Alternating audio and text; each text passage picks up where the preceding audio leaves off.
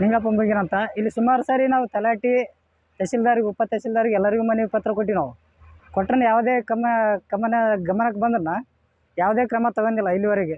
ಅಲ್ಲಿ ಹೋಗಿ ಕೇಳಿದ್ರೆ ನಮಗೆ ಬರಲ್ಲ, ಬೇರೆ ಡಿಪಾರ್ಟ್ಮೆಂಟಿಗೆ ಬರ್ತದ, ನಮಗೆ ಸಂಬಂಧಪಡಲ್ಲ ಅಂತೇಸಿ ಮಾತಾಡ್ತಾರೆ ಅವರು. ಇಲ್ಲಿ ಬಂದು ನೋಡಿದ್ರೆ ಇವರು ಯಾವುದೇ ಕೆಲಸಗಳು ಬಂದ್ ಮಾಡೋದಿಲ್ಲ. ನಾವು ಬಂದ್ ಮಾಡಂತೇಸಿ ಎಷ್ಟೋ ಸಾರಿ ಹೇಳಿದ್ವಿ ಇವ್ರಿಗೆ, ಬಂದ್ ಮಾಡೋಕ್ಕೂ ಕೂಡ ತಯಾರಿಲ್ಲ. ಬಂದ್ ಮಾಡಂತಂದ್ರೆ ಸುಮಾರು ಸಾರಿ ಒಂದು ಇದರಿಂದನೇ 1-2 ವರ್ಷದಿಂದ ಉಪವಾಸ ಸತ್ಯಾಗ್ರಹ ಕುಂತಿದ್ದೀವಿ. ಅವು ಕೂಡ ಯಾವುದೇ ಕ್ರಮ ತಗೊಳ್ಳಿಲ್ಲ. ನಡೆಯಾಕೈತಾರೆ ಸರ್. ಇದು ಇಷ್ಟೇ ಅಂತಲ್ರಿ, ಎಲ್ಲ ಕಡೆಗೆ ಹೊಡೆದು ಬಿಟ್ಟಾರೆ.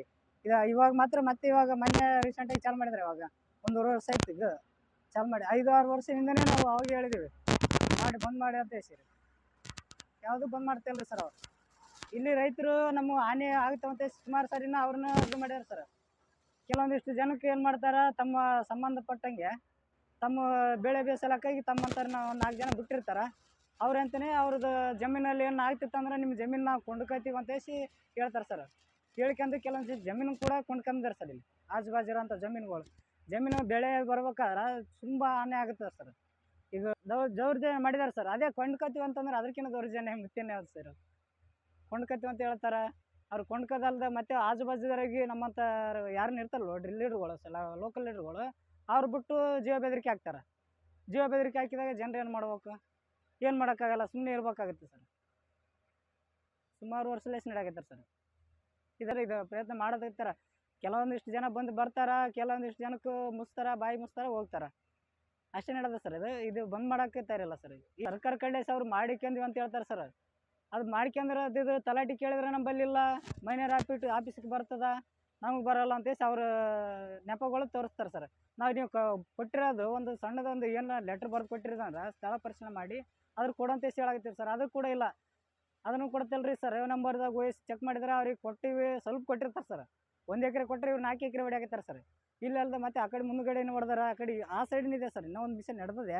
ಆಲ್ರೆಡಿ ಇದೊಂದು ನಡೆದದ, 2 ಮಿಷನ್ ನಡೆದವ ಸರ್. ಈಗ ಮೊದಲು 3 ಇದ್ದವು, 1 ಬಂದಾಗಿದೆ, ಈಗ 2 ನಡೆದವ ಸರ್. ಗ್ರಾಮದಲ್ಲಿ ಇದು ಮಾನ್ಸೇರ ಗುಡ್ಡ ಅಂದ್ರೆ ಏನು, ವರ್ಷಕ್ಕೊಂದ್ಸರಿ ಜಾತ್ರೆ ಅಥವಾ ಇದು ಆಗುತ್ತದೆ. ಜಾತ್ರೆ ಆದ್ರೆ ಇಲ್ಲಿ ಫಾರೆಸ್ಟ್ ಡಿಪಾರ್ಟ್ಮೆಂಟ್ದು ಒಂದು ಇದಾದ ಸರ್, ಗುಡ್ಡದ್ದು ಅವ್ರದ್ದು ಒಂದು ಜಾಗ ಇದೆ. ಇಲ್ಲಿ ಜಾಗದಲ್ಲಿ ಅವರು ಸರ್ವೆ ಮಾಡಿ ಅವರು ಬಂದೋಬಸ್ತ್ ಮಾಡ್ಕೊಂಡ್ರೆ ಸರ್. ಕಂಪೌಂಡು ಮತ್ತು ಮೂರು ಬೇಳೆ ಹಾಕ್ಯಂದ್ರೆ ಸರ್.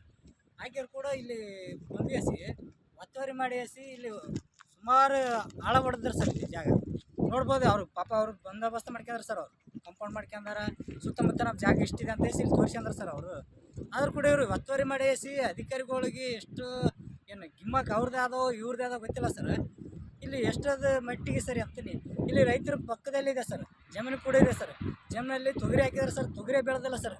4 ಎಕರೆದಲ್ಲಿ 4 ಚೀಲ ಹಾಕೋದ್ರೆ ಭಾಳ ಕಷ್ಟ ಸರ್.